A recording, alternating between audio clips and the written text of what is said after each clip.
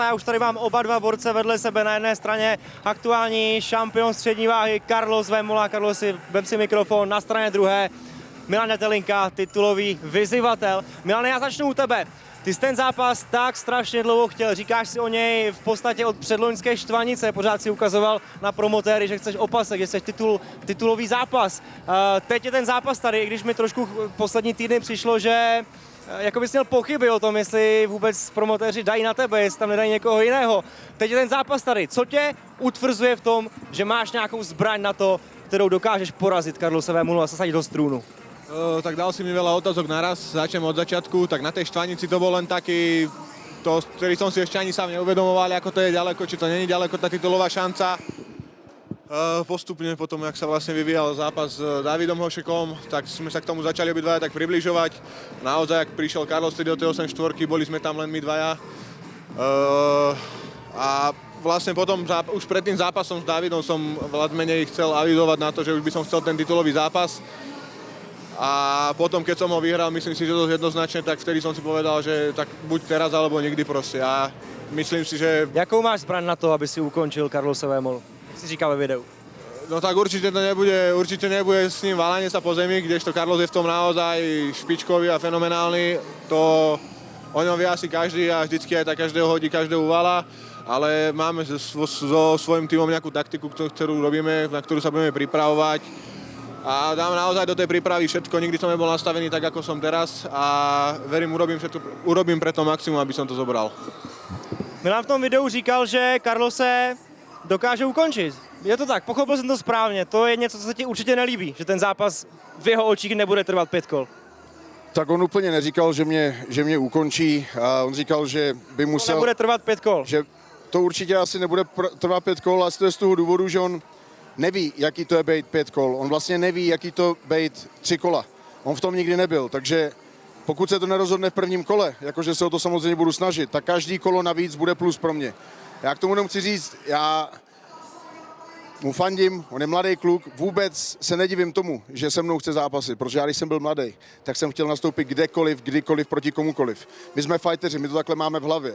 Nás prostě nic nezastaví, my jdem a chceme zápasit. Já ani nevidím, že je chyba na jeho straně, já si myslím, že je chyba na jeho týmu, protože on má v úzovkách za sebou jenom 4 zápasy, o kterých se můžeme bavit.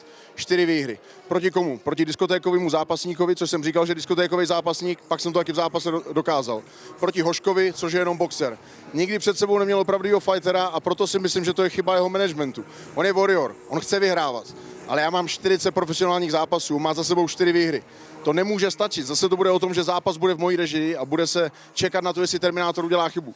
Já jsem chybu udělal jednou za Tylou a stálo mě to takového psychického trápení, že už tu chybu v životě neudělám. A porazím každýho, koho přede mnou on postaví, jenom proto, abych se k Tylovi dostal zpátky. Takže já si myslím, že s tím, co udělal teď, tak je na vzestupu a měl vydržet ještě rok nebo 2 a mohl z něj být skvělej, ale mohl udělat velké věci. A jeho management kvůli pár drobným, kvůli tomu, že půjde s Terminátorovi, ho předhodil lvům. To v tom zápase bude, on bude předhozený lvům. Tak hlavne tento zápas nebol o mojom manažmente, tento zápas bol o tom, ako to ti musím dať za pravdu, ako si hovoril, keď si bol malý, že si chcel. Ale od toho ten management máme. Já vím, že jsi warrior, já jsem warrior, ale ten management by nás, a ty trenéři měli by říct, teď je ten čas, nebo teď není ten čas. Mě André taky, já jsem zkušený zápasník a sedne si a řekne mi, hele, teďka fyzicky nejsme na 5 kol, pojďme na 3 kola, teď už jsme, poslouchám svoje trenéry. A ten tým, lidi si myslí, že MMA je individuální sport, není, je to tým a ten by se měl poslouchat. A podle mě je na něj moc brzy. A to uvidíme v březnu. Zase, že Terminátor na konci toho bude, já jsem vám to říkal, jakože se Terminátor jmenuje. Ale podľa uputávky som už bol aj ja teraz Terminátor. Ale ten špatnej. A pamatuješ si, jak dopadnul v tom filmu ten špatnej Terminátor? Nepamätám si to. Hasta la vista, baby. Carlos v minulých rozhovorech říkal právě tu větu, kterou říkali teď, že si měl podle něho rok, 2 počkat, ale jestli ta věta podle tebe byla, jestli mám zastavit vašeho mladíka v rozletu, tak nemám problém. Nevnímáš to tak, že tím zápasem můžeš samozřejmě spoustu získat, ale i hodně ztratit? Určite tým môžem, myslím si, že veľa získať. A čo sa týka stratiť, ja to takto vôbec neberiem, že či môžem čo si stratiť, lebo mám 25 rokov a myslím si, že tá moja kariéra nebude trvať 1 alebo 2 roky ešte, čiže ja si myslím, že z tohto zápasu môžem len získať. To je sice pravda, on tím zápasem může získat hodně, ale podívej se na Mikuláška. Po něm dneska už neštěkne nikdo ani pes. Podívej se na já jsem zase není Mikulášek. A na všechny ty soupeře, který jsem nechal za sebou. A u něj je to škoda. On je talent, on má velký potenciál. A já ho zarazím. V březnu ho zarazím. Jo, len zase mňa tiež nemôžeš porovnávať s Mikuláškom, kámo. Rozhodně tě neporovnávám s Mikuláškem, to určitě ne. Padla tam i věta, odejdu s titulem, anebo nohama napřed, říkal Milan. Pro něj to je největší zápas. Správně. Pro něj to je největší zápas kariéry, o tom se nemusím bavit. Jak ten zápas vnímáš ty? Co to znamená pro tebe konfrontace s Milanem? Tak já bych asi lhal, kdybych řekl, že je to pro mě největší zápas kariéry. Pro mě je to překážka na mé cestě. Já jsem řekl, kam jdu. Já chci být první zápasník oktagonu, který bude mít 2 pásy přes rameno, nejenom jeden. Já se chci dostat k odvetě za Attilou Végem.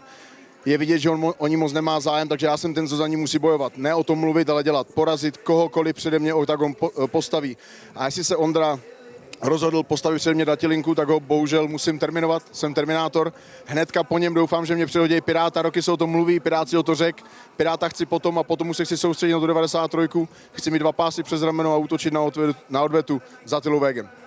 Nebude to náhodou výhoda pro Milana to zaměření, protože on pro něj si nejdůležitějším krokem jeho kariéry aktuálně ty, ale ty už koukáš trošku dozadu. On v zápase nikdy nebyl, on si nedokáže představit, co to je za tlak, když najednou 10 000, 100 000 lidí bude sledovat každý den jeho tréninku. Všichni budou komentovat na Instagramu, jestli trénuje, jestli se fláká, co nosí, čím jezdí, kam chodí, s kým se baví. Tohle nikdy neměl.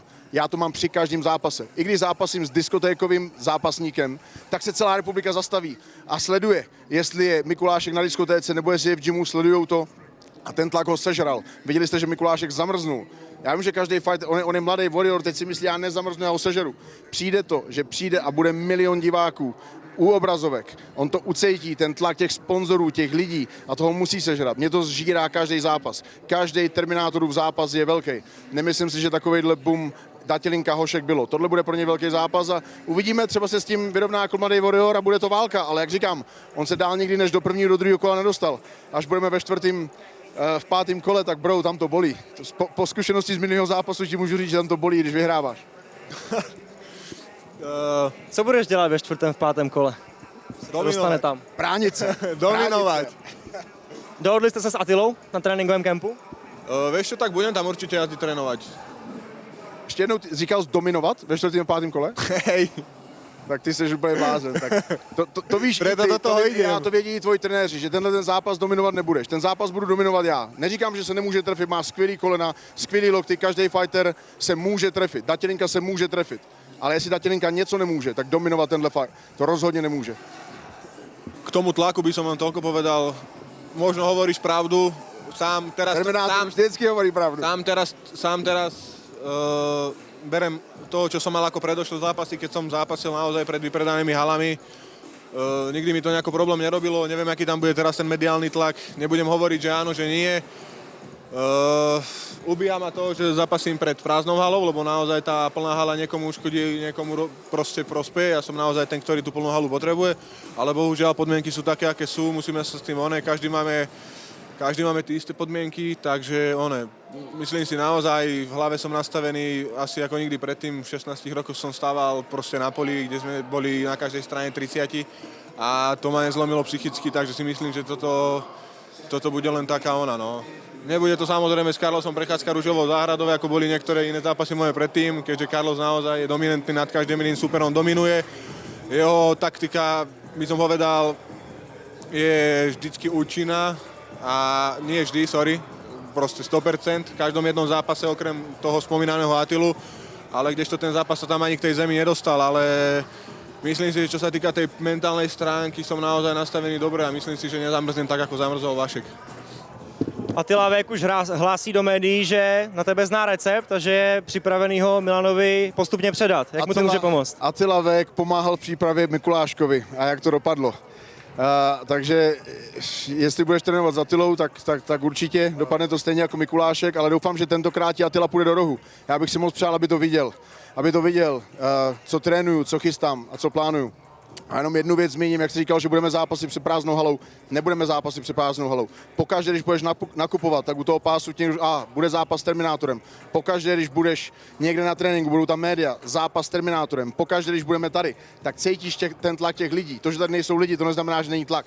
Ten tlak bude obrovský. A to Môže bude byť, výhoda. môže byť, ja som povedal... Já jsem to měl několikrát za sebou, u tebe to bude poprvé. Jo, môže byť, ja som nepovedal, že to tak nebude, ja som povedal, že neviem sám, ešte som to nikdy nezažil, takže uvidíme. Nehovorím, že to tak bude, nehovorím, že to tak nebude. A jinak super, že tě teda bude trénovat Attila, protože já ho tady nemůžu najít a já jsem mu k Valentínu přinesl krásný nový parfém. Počuť, mňa by si to nechcel dať? No protože já mu furt posílám dárečky, akvárka, takový věci. A jediný dáreček, který od něj já chci, tak je ten podpis jednou na smlouvě. Takže Attilu jsem Takže hezky našel, postupně, hezky takže postupně. ten skvělej parfém, tu sílu Vemolice dám teďka k Valentínu předběžně k tobě a Attilovi ho zase pošlu do gymu a budu čekat na ten dáreček od něj na podepsanou smlouvu. Ďakujem. Máme to i s dárečkama. Pánové, byť mě to mrzí, protože bych si sám povídal klidně celý večer, musíme jít dál. Nicméně tohle je malá ochutnávka toho, co uvidíme v březnu tady po Bicentru v Brně. Milan Dětelinka versus Carlos Vémola o pás střední váhy. Ahoj. Díky, pánové.